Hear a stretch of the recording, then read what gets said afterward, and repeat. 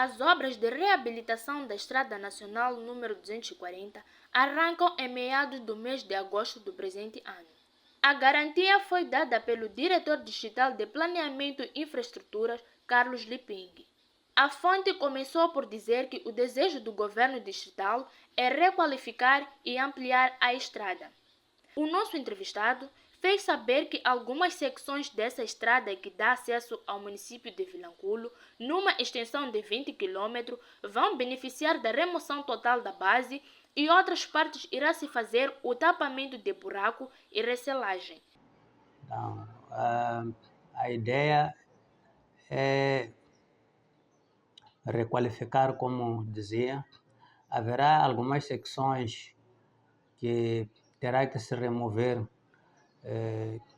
toda a base para uma nova base, numa extensão aproximadamente a 10 km. Mas haverá também algumas secções que vai-se fazer o trabalho de tapamento de buracos e recelagem. Recelagem é, depois do tapamento de buracos, colocar-se uma camada por cima, de modo a ter uma qualidade desejável da estrada. Até meados do mês de agosto, se não haver alguma situação anômala, poderão iniciar as obras. Questionamos o nosso interlocutor sobre qual é o orçamento da materialização desta atividade e preferiu não avançar muitos detalhes sobre o assunto, apenas confirmar a disponibilidade de dinheiro. Nesta altura, não posso falar de orçamento, uma vez que, como disse antes, está-se no processo de concurso. Então, ao falar-se de orçamento, estaríamos já, talvez, a dar algumas balizas nos concorrentes, nos empreiteiros que irão concorrer para esses trabalhos. Mas o importante é que há confirmação de verba para a realização dessas atividades. Recorde-se que a Estrada Nacional número 240 é a única que dá acesso à cidade de Vilanculo, partindo do povoado de Pambara até o município de Vilanculo, numa extensão de 20 km. Pelo menos 53% dos potenciais eleitores em Vilanculo foram recenseados rumo às eleições gerais 2024. Faltando apenas 14 dias para o término do processo do recenseamento eleitoral em Vilanculo, cerca de 53% dos eleitores foram recenseados. Os 53% correspondem aos 10.800 cidadãos perspectivados a ser recenseados durante o período onde, até o momento, a metade foi ultrapassada. Os dados foram apurados pelo diretor do Secretariado Técnico de Administração Eleitoral, Luís Sungeni. Já ultrapassamos a metade, estamos com 53%, não é, de realização. A meta de 10.800 que temos, existem esses cidadãos.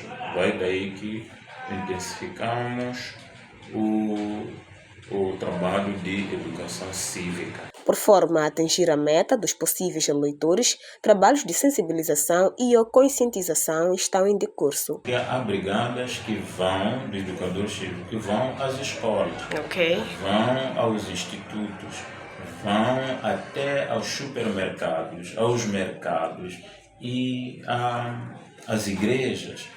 É a estratégia que nós usamos, incidindo mais onde percebemos que ainda existem eleitores não recenseados. Luís Sungeni, através da Vilanculo TV, apela aos cidadãos com potencialidade a exercer o seu dever cívico. Os cidadãos devem cumprir com o seu dever patriótico. Devem se recensear para ter o cartão, porque só o cartão é que vai lhes facultar, não é, o exercício do seu dever de votar. Por isso, convido, usando a vossa televisão, não é a todo cidadão não licenciado, por várias razões, sobretudo aqueles que vão completar 18 anos até ao dia 9, a se dirigirem ao posto de licenciamento mais próximo e cumprir com o seu dever. Importa referenciar que as eleições gerais 2024 decorrerão no dia 9 de outubro próximo. Visando o treinamento teste dos modelos científicos da edição Genoma da União Africana, teve lugar esta segunda-feira na cidade de Maputo um workshop ligado à matéria que contou com a presença de cientistas moçambicanos, representantes das universidades, quadros das direções provinciais de educação, tendo como objetivo a compreensão mais ampla da biotecnologia moderna com foco para a estratégia da JEP.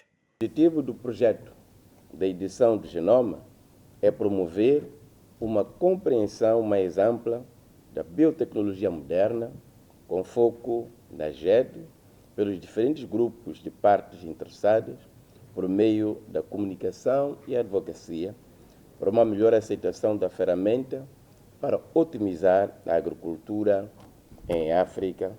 E Moçambique faz parte dos países em que a iniciativa será implementada na fase piloto. Isso inclui apoio para alcançar os principais resultados do desenvolvimento, como a adaptação às mudanças climáticas, redução da pobreza e melhoria dos sistemas alimentares para melhorar os meios de subsistência.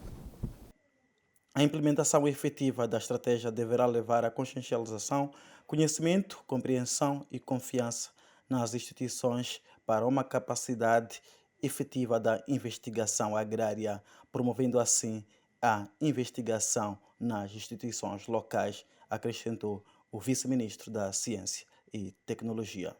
A implementação efetiva desta estratégia deverá elevar a consciencialização, conhecimento, compreensão e confiança na capacidade das instituições de investigação agrária e desenvolvimento tecnológico em promover inovações locais baseadas na ciência, com a aplicação da biotecnologia moderna, como é o caso das técnicas de edição do genoma, pelo governo, produtores, setor privado, órgãos de comunicação social e pelo público em geral. Refira-se que a estratégia conta com 4 módulos usados no tratamento, nomeadamente o modelo sobre a ciência, aplicação de JEP, sobre a política e regulamentação da JEP, a terceira sobre o desenvolvimento de produtos e o quarto sobre o decreto sobre a propriedade intelectual e a comercialização dos produtos da edição do Genoma.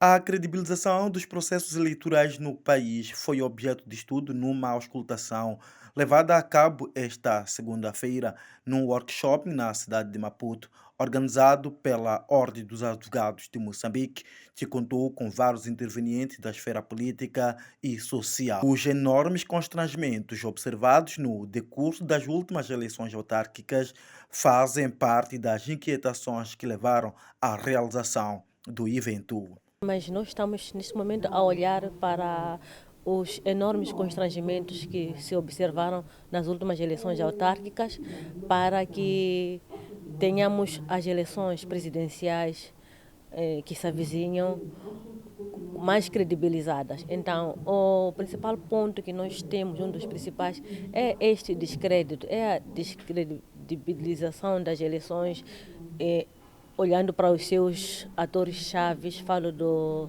Secretariado Técnico da Administração Eleitoral, CNE, falo também do próprio Conselho Constitucional, que teve um papel muito relevante nas últimas eleições. Então, estamos mesmo a olhar para estes pontos e outros demais para que nós, enquanto grupo, enquanto atores-chave e a ordem, olhando para o seu papel no Estado de Direito Democrático, possamos elaborar a nossa síntese, a nossa observação, para que seja considerada no âmbito da revisão do pacote legislativa eleitoral que está em curso.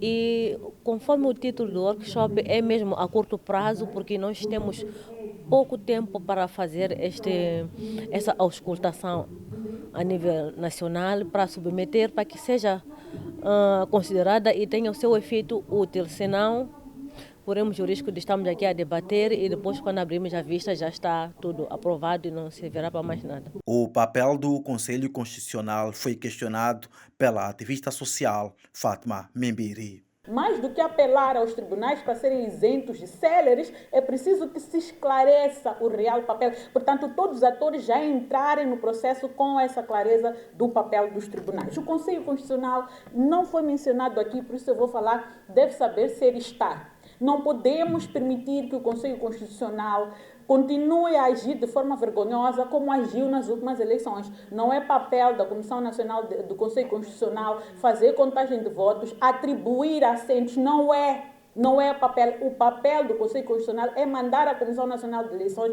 fazer a recontagem dos votos e devolver os dados para serem validados e proclamados. Portanto, o Conselho Constitucional tem de lembrar qual é o seu lugar. Portanto, não se pode imiscuir ou usurpar aquilo que são as competências de outros órgãos e não pode achar que ele é a Comissão Nacional de Eleições. Membiri antevê igualmente que as eleições gerais poderão ser conturbadas, a começar pela submissão das candidaturas a presidente da República, devido ao tempo que parece estar extemporâneo.